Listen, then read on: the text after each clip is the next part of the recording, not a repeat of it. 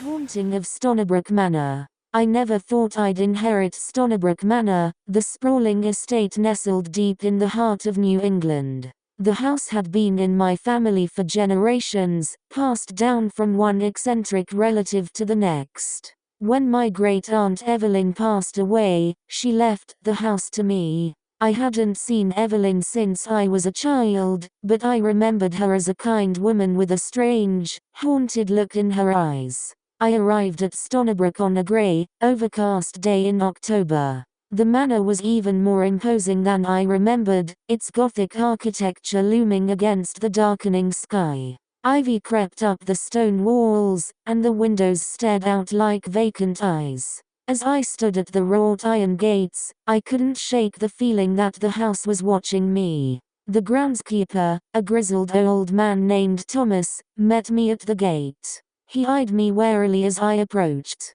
"You're Evelyn's niece?" then he asked in a gravelly voice. "Yes," I replied. "I'm Alice.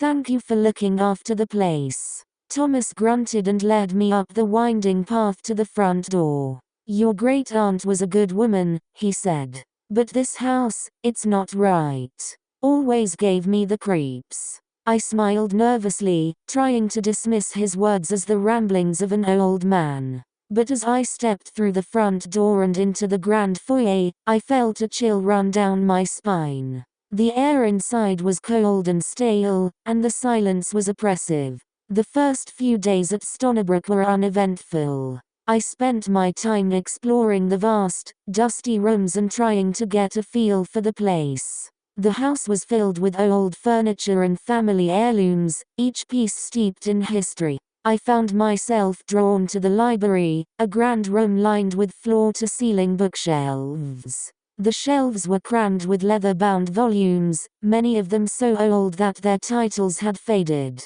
One evening, as I was perusing the library, I came across a small, ornate box. Inside was a bundle of letters, tied together with a faded ribbon. The letters were written in an elegant script, and as I read through them, I realized they were from my great-aunt Evelyn to her sister, my grandmother. The letters detailed Evelyn's life at Stonybrook, and the more I read, the more unsettled I became. Evelyn wrote of strange occurrences, unexplained noises in the night, objects moving on their own, and the feeling of being watched. She mentioned seeing shadowy figures out of the corner of her eye and hearing whispers that seemed to come from nowhere. The letters grew increasingly frantic, and I could sense her mounting fear. One letter in particular caught my attention.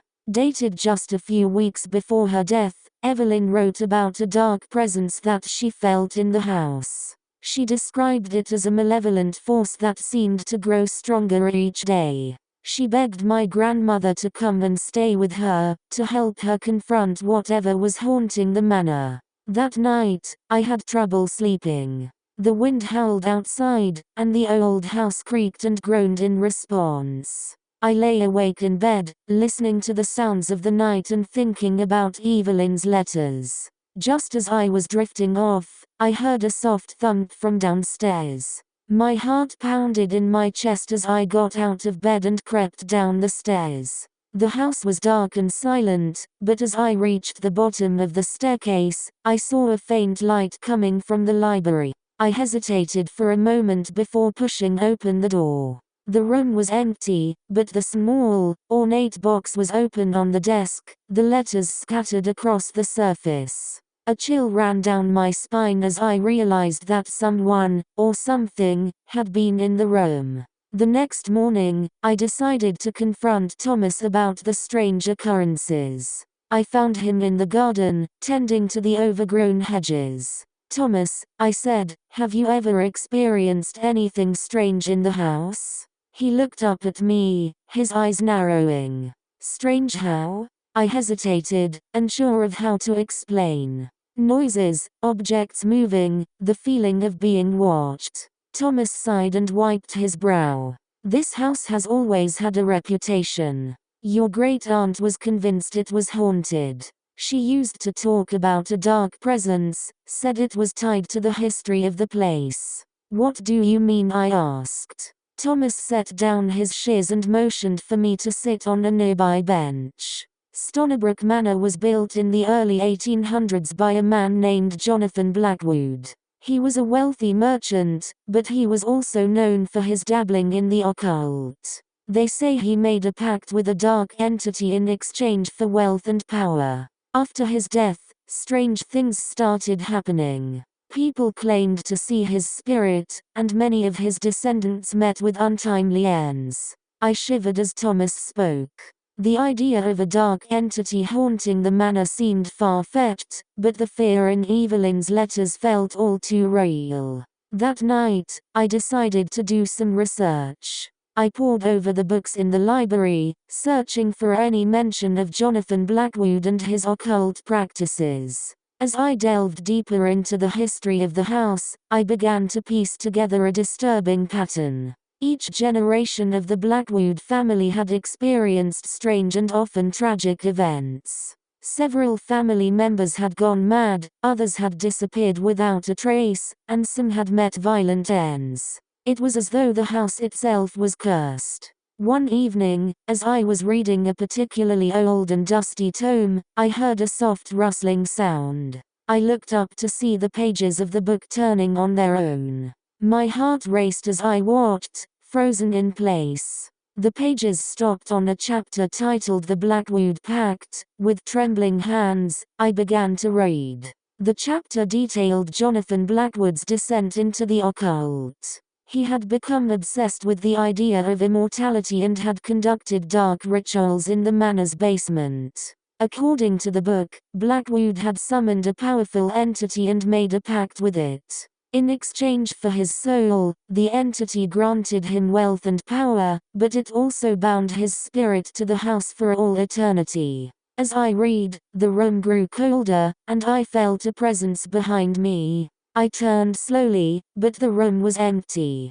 The sensation of being watched was overwhelming, and I decided to call it a night. I closed the book and left the library, the hair on the back of my neck standing on end. That night, I had a vivid dream. I was standing in the basement of Stonybrook Manor, surrounded by flickering candlelight. In the center of the room stood a man in old-fashioned clothing, his eyes dark and empty. He spoke in a voice that seemed to echo through the room, his words chilling me to the bone. "You cannot escape the pact," he said. "The house demands a sacrifice." I woke with a start, drenched in sweat. The dream had felt so real, and the man's words echoed in my mind. I knew I had to find out more about the basement and the rituals that had taken place there. The next morning, I asked Thomas if he knew anything about the basement. Thomas frowned and shook his head. "I've never been down there.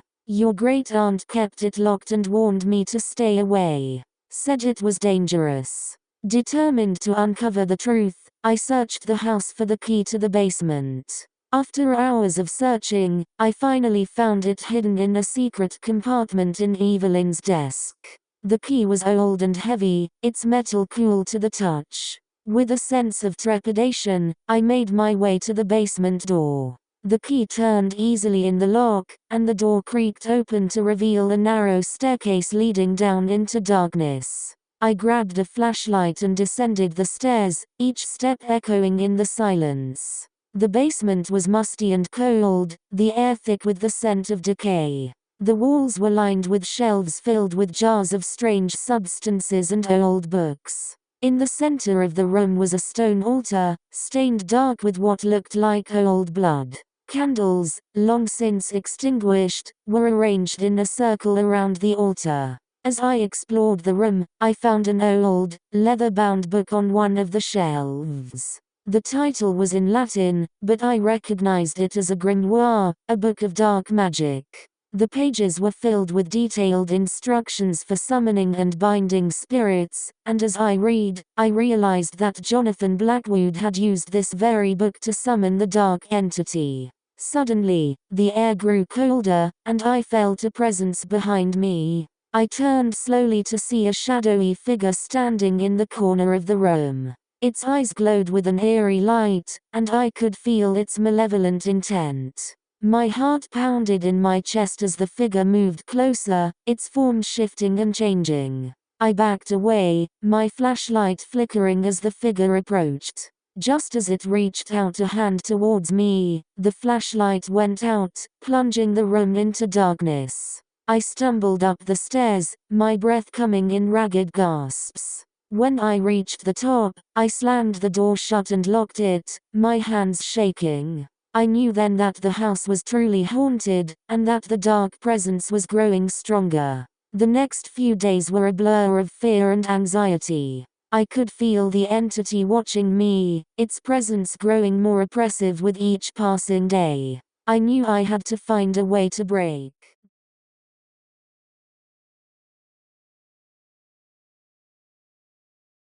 Share your thoughts below. Don't forget to like and subscribe, and you can check out more videos like these right now.